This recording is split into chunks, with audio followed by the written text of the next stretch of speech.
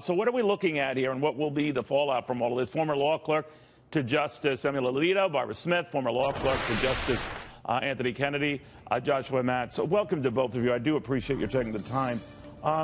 When you look at this, Barbara, is it your sense that the president could actually find Democratic votes for his court nominee, and would that offset the potential Republican senators he could lose, let's say like Elisa Murkowski or Susan Collins, who might have trouble on the Roe v. Wade issue, a right-to-life issue? Well, I think we can be sure that it will be a long and tough nomination and confirmation process. And this isn't a new phenomenon. You can recall, for example, that Justice Kennedy was, in fact, President Reagan's third choice to fill that seat. Justice Alito was President Bush's third choice to fill the seat he ended up taking. So I'm curious to see who the president will nominate from his list of 25 choices. I'm also curious to see if that person doesn't get through, who the next second and third choices are. You know, I'm wondering, Joshua, if this president can risk a second or third choice.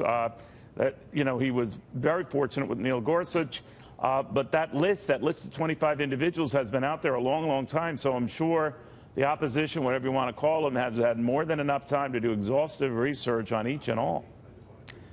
Well, it seems that at this point, you know, one question is, who is he going to pick? Is that person going to be one of the folks on his list? Will they be confirmable?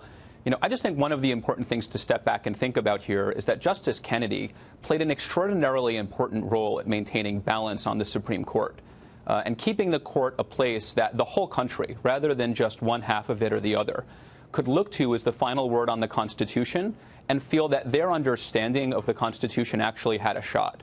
And so hopefully when President Trump picks a nominee, it will be someone who's open-minded and someone who isn't committed at the outset to taking the Constitution in a direction that would really shut out half the country from the nation's highest court.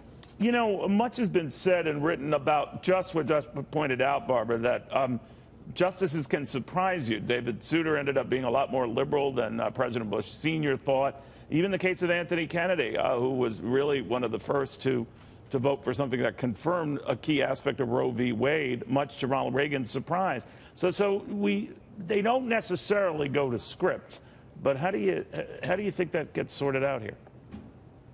Well, I think it's really the Roberts court now. Chief Justice Roberts, more than perhaps any of the other 8 justices on the court, has demonstrated a real judicial independence streak. And so I think as we see those contentious 5-4 cases come to the court in the future, he may be the new justice that advocates are really talking to when they're arguing those cases, the vote that they're trying to get to win those decisions. In other words, the role he played, for example, in confirming Obamacare, when that first came up, would surprise a lot of conservatives. He was kind of playing a role like that then. I think that's right. I think he's shown that independent streak in the past. I'd also like to take a moment to point out that perhaps the thing to do when you're looking at a judicial nominee is not to ask how they will come out on any one particular case, but instead to ask how it is they'll view all cases. What's their judicial philosophy? What's their approach to the law? And I think that more than any one political outcome is what we should really be looking at here. You know, on that very point, Joshua, that someone did some study. I wish I could quote it and remember where I read it. That a lot of the confirmation hearings and what comes out of a potential nominee didn't jibe with how he or she behaved once on the bench. So it's hard to necessarily telegraph from their answers then what kind of justice they will be in the future. So what do you look for, and what do you think senators on both sides will look for? You're certainly right. It's exceptionally hard to know, in some cases at least, how a nominee may vote on particular cases. Of course, there are quite a few examples of justices who you may think are likely to vote in a pretty predictable and consistent way across a host of the cases that really can define the rights of Americans on the most important issues in the country. And while, you know, it is true, of course, that, say, the Chief Justice has had an independent streak on a couple of cases, you know, he is considerably more conservative than Justice Kennedy, and that is something that you might have predicted from his confirmation. And so in thinking about what you're looking for here, you know, you want someone who's smart, who knows the law, who will approach their cases fairly and in an open-minded way. And while it's true that, you know, you might care about something like judicial philosophy, you know, Justice Kennedy had a judicial philosophy, too. It was protecting individual liberty and securing the dignity of all individuals. And that was a philosophy that allowed him to play a vital role in maintaining balance at the Supreme Court. Yeah, especially when it came to gay marriage, and that's sort of, of course, an instrumental swing vote in that regard. Do you see, Barbara, that these type of things come up in these confirmation hearings? You know, no nominee will ever answer expressly would I overturn Roe v. Wade, would I overturn what we had previously seen in the Supreme Court regarding gay marriage or gay rights. So they can't be that unequivocal. They're very famously, you know, vague. But how do you get to the bottom of that?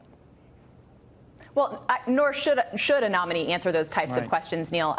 If we think about the statue of Lady Justice, she's blind, right? And it wouldn't be appropriate for a nominee to sort of signal how they think a particular case might come out until the facts and the law of that case are actually before them. So that's why I think it's really important to know what a nominee thinks of the way that they will decide cases and also what they think of the role of precedent. How reticent would they be to overturn past precedent, or alternatively, would they be ready to do that from day one? Those will be the types of questions I think we'll see during the confirmation process.